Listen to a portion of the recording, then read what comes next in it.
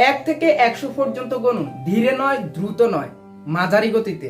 কতক্ষণ সময় লাগবে? হয়তো 40 সেকেন্ড। এই 40 সেকেন্ডের ভিতরে পৃথিবীর কোথাও না কোথাও কেউ না কেউ আত্মহত্যা করছে। এই হিসাব মতে প্রতি বছর গড়ে 8 লক্ষ মানুষ আত্মহত্যা করে। ভাবা যায়, যতটুকু সময়ের মধ্যে আপনি হয়তো চোখের পলকও পেলেননি, ঠিক ততটুকু সময়ের মধ্যে কেউ না কেউ ধীরে সুস্থে ঠান্ডা মাথায় নিজেকে শেষ করে ফেলছে। গবেষণা বলছে বিষণ্ণতা থেকে আত্মহত্যার সৃষ্টি হয়। কিন্তু এই বিষণ্ণতা কেন তৈরি হয়, কেনই বা এটা দিন দিন বেড়েই চলছে? একজন মানুষের বিষণ্ণতা অনেক কারণেই তৈরি হতে পারে। হয়তো তার ব্যথাগুলো বোঝার মতো পৃথিবীতে একটা মানুষও নেই, হয়তো তার ব্যথাগুলি ভাগ করে নেওয়ার মতো পৃথিবীতে একজন বিশ্বস্ত লোকও খুঁজে পাচ্ছে না, হয়তো তার ক্ষতবিক্ষত আবেগগুলি জমা রাখার একমাত্র ভালোবাসার মানুষটি তার পাশে নেই, হয়তো সে তার একাকিত্বের সময়টাকে ভরসা করার মতো কাউকে খুঁজে পাচ্ছে না, হয়তো তার বুকের মধ্যে বলতে না পারা যন্ত্রণাগুলো জমতে জমতে পাহাড়ের মতো ভারী হয়ে গেছে। তাকে তার মতো বুঝতে পারে কিংবা গ্রহণ করতে পারে এমন একজন মানুষও নেই এই পৃথিবীতে। এরকম আরো অনেক অনেক কারণ থাকতে পারে। আর তখনই এরকম অসহনীয় অবস্থা থেকে মুক্তি পাওয়ার জন্য সে বেছে নেয় আত্মহত্যার পথ। এর পরে কি হয় জানেন? সবাই তার মৃত্যুর কারণটা খোঁজার জন্য আগ্রহী হয়ে ওঠে। মানুষ মরে যাওয়ার পর কেন আমরা তার মৃত্যুর কারণ খোঁজার জন্য আগ্রহী হব? যখন সে মৃত্যুর যন্ত্রণায় কাতরাচ্ছিল তখন আমরা কোথায় ছিলাম? কারোর জন্য কাঁদতে হলে সে মরে যাওয়ার আগে কাঁদতে হয়, মরবার পরে নয়।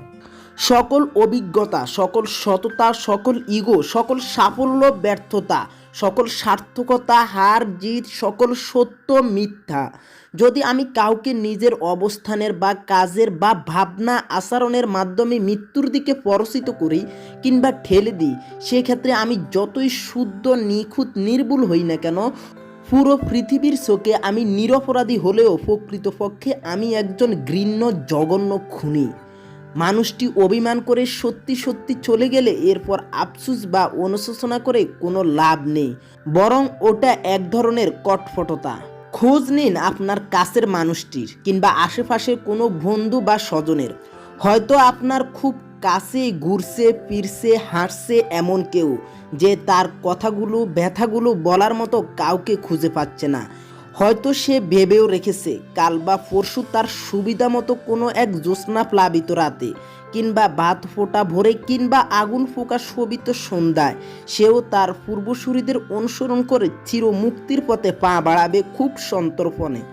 তখন যেন আবার বলে বেড়াবে না সে আত্মহত্যা করে। অতএব সে একজন পাপী। কেউ শখ করে নিজেকে মেরে ফেলে না। নিজেকে আর বাঁচিয়ে রাখতে না পারাটা যদি পাপ হয়, তবে যার বা যাদের কারণে বা অবহেলা মানুষ যদি নিজেকে আর বাঁচিয়ে রাখতে না পারে, সেই বা তারাই পাপের একমাত্র পাপী। সময় হলে সময়ই এর সাক্ষ্য দিবে, সময়ই এর বিচার করবে। একই সাথে বিষণ্ণতা আক্রান্ত আপনার প্রিয় মানুষটির কথা শুনুন, একদম চুপ হয়ে শুনুন। কোনো মতামত তার উপর চাপিয়ে দিবেন না। সে হয়তো প্রতিবাদ করবে না, নীরবে চলে যাবে। সেদিন কান্না ফেলেও বা কী হবে?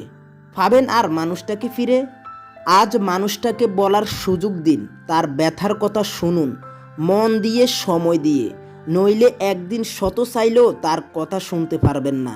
তার উপর কোনো যুক্তি ফেলাতে যাবেন না ভুলেও। জীবন যুক্তি তর্কে চলে না, জীবন চলে বিশ্বাস, আবেগে আর মানবিকতায়। নিজের সমস্ত ইগো, বিশ্বাস, চেতনা, বুদ্ধি জেড়ে ফেলে তাকে তার মনের মতো করে সময় দিন। হয়তো আপনার কাছ থেকে এই সামান্য সহানুভূতি পেয়ে বিষণ্ণতা কাটিয়ে উঠে সে নিজেকে বাঁচিয়ে রাখতে পারবে। শুধু আপনার কারণে এই পৃথিবীতে একটি প্রাণ বেঁচে আছে, এর চাইতে আনন্দের কিছু আর কি হতে পারে?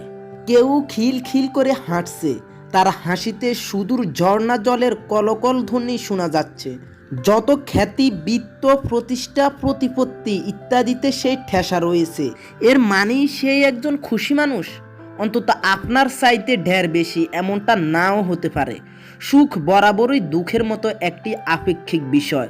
বিষণ্ণতা বরাবরই ক্যান্সারের মতো ধীরে ধীরে ক্ষয় করে ফেলে। এসব মেনে নিন। হ্যাঁ, এসব পুরনো গদগাথাগুলি আমরা সবাই কম বেশি জানি, আর জানি বলেই মানি না। কিংবা মানতে ভুলে যাই। দেরি হয়ে যাওয়ার আগেই নিজের মনের যত্ন নিন, নিজেকে যেই কোনো মূল্যে ভালো রাখুন। কে কি বললো বা ভাবলো তার চাইতে হাজার গুণ গুরুত্বপূর্ণ হলো নিজের মতো করে বেঁচে থাকা। এই পৃথিবীতে কোনো মতে হলো বেঁচে থাকার চাইতে বড় সাফল্য বা ঐশ্বর্য আর একটিও নেই।